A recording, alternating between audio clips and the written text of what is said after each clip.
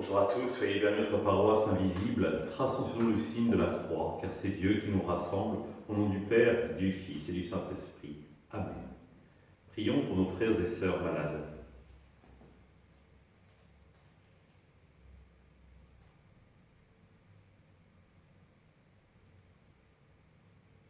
Prions pour les soignants et tous ceux qui œuvrent pour le bien commun.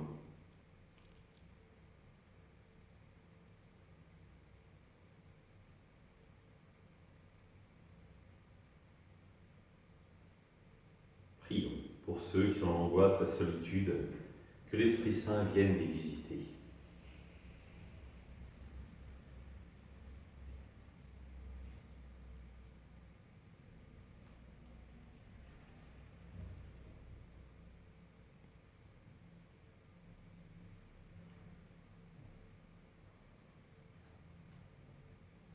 Pour manifester notre communion, je vais maintenant allumer cette bougie au cierge pascal.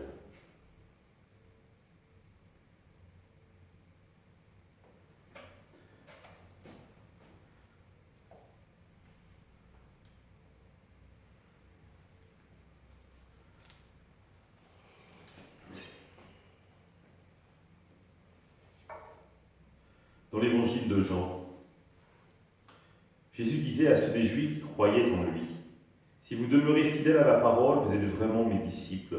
Alors vous connaîtrez la vérité, et la vérité vous rendra libre. » Ils lui répliquèrent: « Nous sommes les descendants d'Abraham, nous n'avons jamais été les esclaves de personne.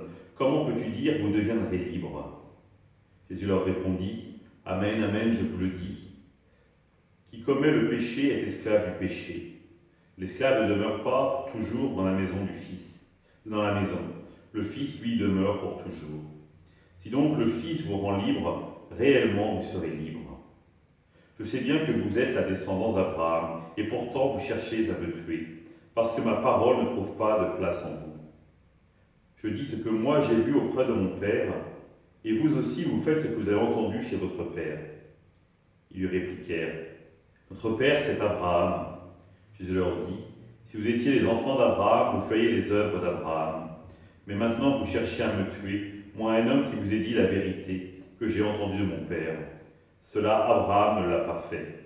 Vous faites les œuvres de votre Père. » Ils lui dirent: « Nous ne sommes pas nés de la prostitution, nous n'avons qu'un seul Père, c'est Dieu. » Jésus leur dit: « Si Dieu était votre Père, vous m'aimeriez, car moi c'est de Dieu que je suis sorti et que je viens. Je ne suis pas venu de moi-même, c'est lui qui m'a envoyé. » Acclamons la parole de Dieu. Louange à toi, Seigneur Jésus. Controverse à nouveau avec les Juifs.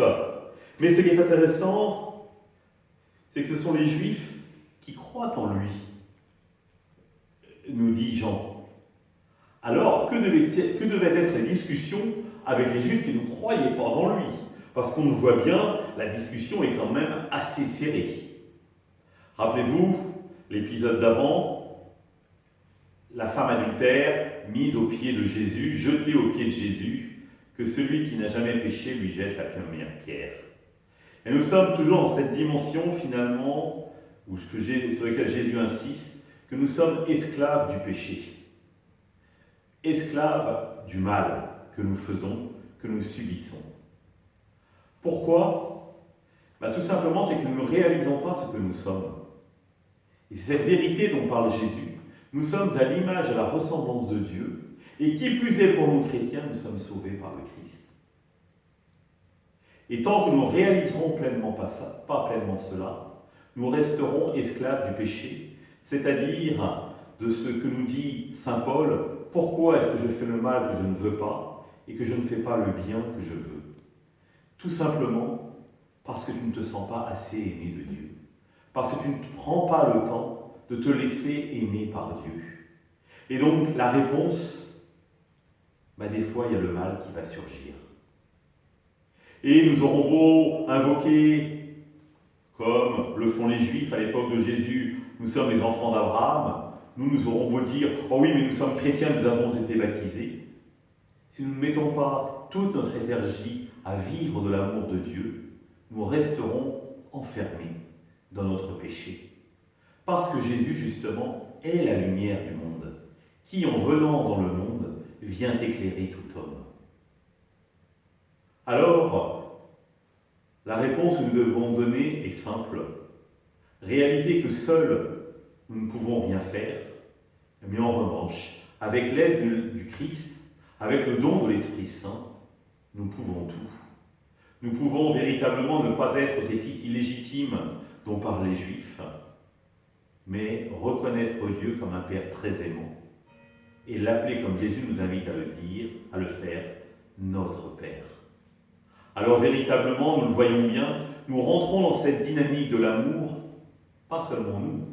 Nous ne disons pas mon Père, mais notre Père, pour bien signifier combien cette dynamique de l'amour nous concerne chacun personnellement, mais surtout tous en communauté.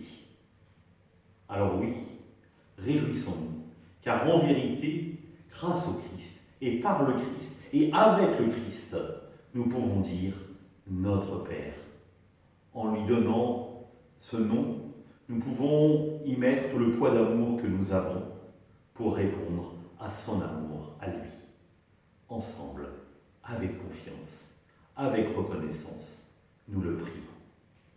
Notre Père, qui es aux cieux, que ton nom soit sanctifié, que ton règne vienne, que ta volonté soit faite sur la terre comme au ciel. Donne-nous aujourd'hui notre pain de ce jour. Pardonne-nous nos offenses, comme nous pardonnons aussi à ceux qui nous ont offensés. Et ne nous laisse pas entrer en tentation, mais délivre-nous du mal. Amen.